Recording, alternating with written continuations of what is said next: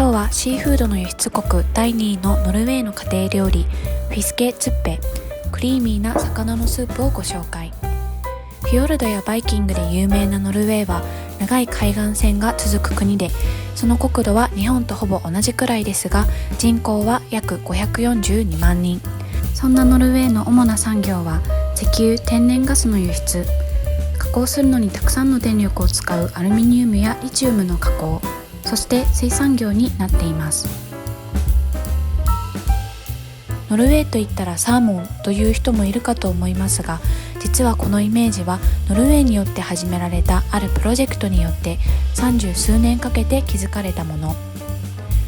海産物の消費量が多い日本はノルウェーにとっても大事な輸出国の一つですが、日本に視察に来たノルウェー人が日本で生のサーモンが食べられていないことに気づき、プロモーションを行いました。美味しいサーモンの筋が食べられるようになったのもこのおかげ。さて、今日作るフィスケズッペもノルウェー産のサーモンを使っていきます。材料はこちら。今日は6人分作りました。では早速作っていきましょう。まずは野菜の下処理から。人参2本の皮を剥いて短冊切りにしてから、それをもう少し細く切っていきます。続いてセロリ、葉っぱ以外の部分を使っていきます。4つに切ったらピーラーで筋を取って、先ほどと同じように細い短冊切りにしていきます。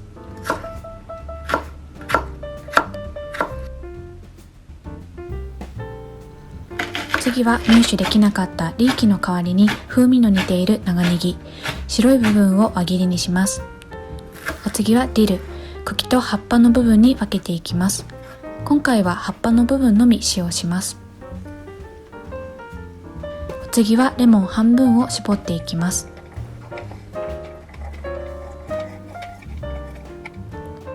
続いて卵3個分の黄身と白身を分けます。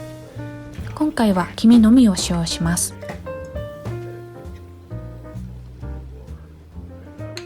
そこにカレー粉小さじ 1.5 杯ほど入れ、レッドペッパーを少々と先ほど絞ったレモン汁、生クリームを 360ml 入れて泡立て器で軽く混ぜておきます。最後に主役のノルウェーサーモン、食べやすいサイズに切ったら材料の下処理は完了です。続いてフライパンを中火にかけ、オリーブオイルを敷いたら刻んだ野菜を炒めていきます。セロリ、人参をまずは炒めていきます。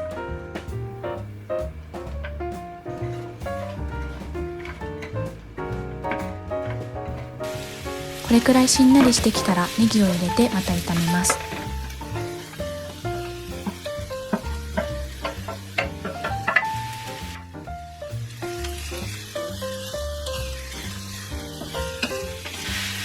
セロリも透明になってきてネギの甘い匂いがしてきたら、一旦火を止めて置いておきます。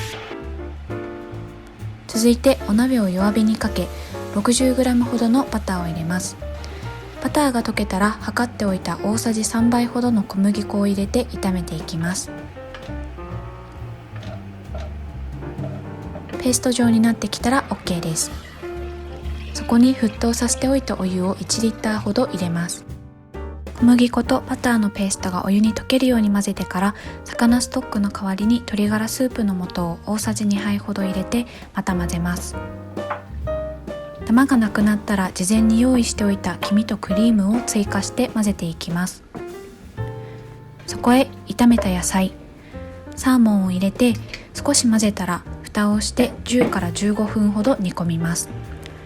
ふつふつしてきたら塩で味を整えて、食べる前にディルと事前にボイルしてあるエビを加えて混ぜたら完成です。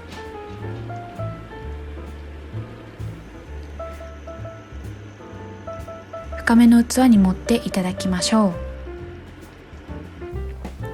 今日はパンと一緒にいただきます。クリーミーなスープの中にレモンの酸味が少し感じられてヘビーすぎない。野菜も少し食感が残っていて歯ごたえもあるし、ディルの香りもいいアクセントになっています。